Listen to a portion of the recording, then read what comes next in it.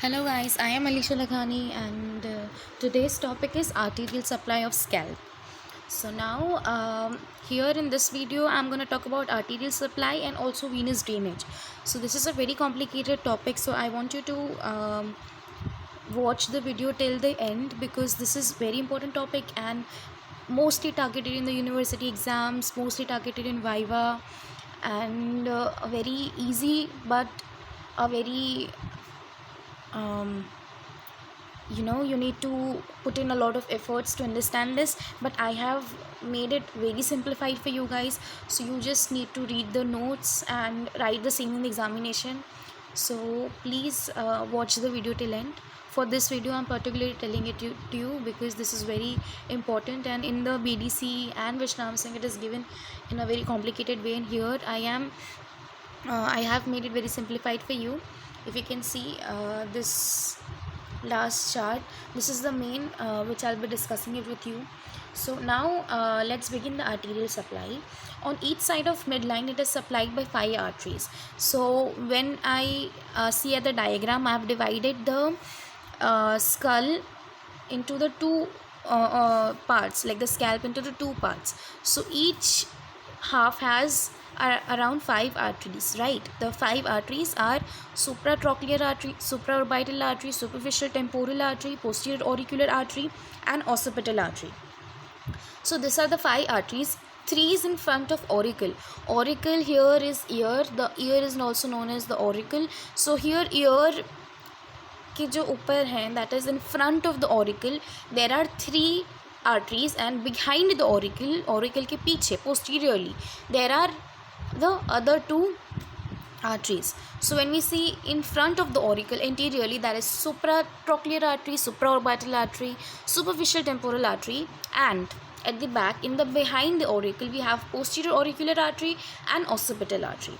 Now the supratrochlear artery and supraorbital artery are the branches of ophthalmic artery, which in turn is the branch of internal carotid artery, and the superficial temporal is the branch of the external carotid artery. Now we know that the scalp is rich in blood supply, which is derived from both internal and external carotid arteries, which are anastomosing with each other. So as we have seen here in the diagram, there are different arteries which are anastomosing with each other, which are making connections with each other, and as we know, it is coming from the internal carotid and external carotid both, because the 2 branches are from internal carotid and the other is from the external carotid. Now coming on to the venous drainage. The veins of the scalp accompany arteries and have the similar names.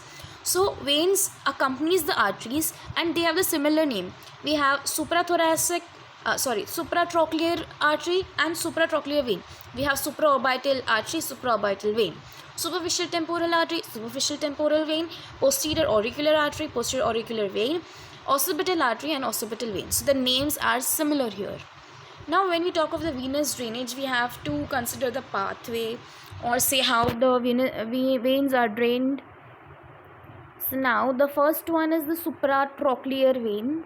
As we can see, the supratrochlear vein and the supraorbital vein, they combine to form the angular vein. The angular vein is the third one, which is continuing as the facial vein, right? So now coming on to the fifth vein, that is superficial temporal vein and the maxillary vein, are combining to form the seventh, that is the retromandibular vein.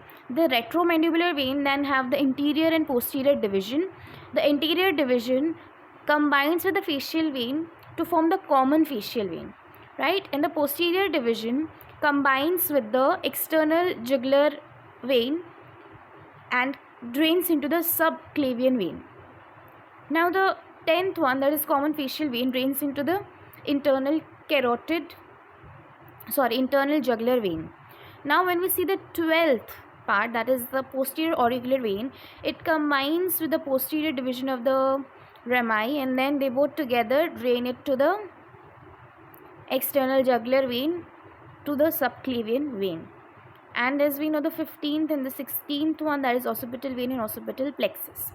So now here I have made it very simplified. Firstly, let's see the venous drainage. The venous drainage, here the supraorbital vein, the supratrochlear vein are combining to form the angular vein. the superficial temporal vein and the maxillary vein combining to form the retromandibular vein. The retromandibular vein divides into anterior and posterior division. The anterior division combines with the facial vein to form the common facial vein. The common facial vein drains into the internal jugular vein. So here the part is over. Now the posterior division of the retromandibular vein and the posterior auricular vein combines to form the external jugular vein, which in turn drains into the subclavian vein.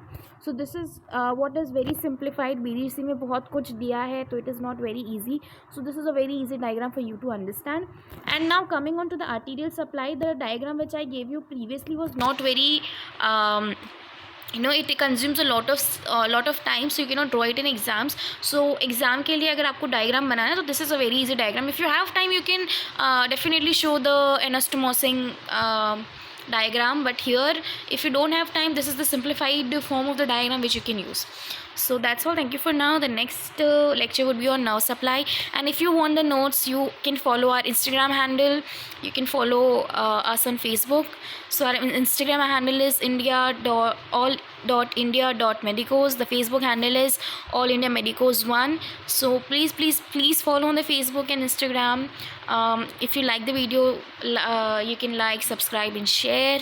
And also, if you have any doubts, I'll leave my number and my mail ID so that you can obviously forward it to me, but it is considerable if you comment your doubts in the comment section below.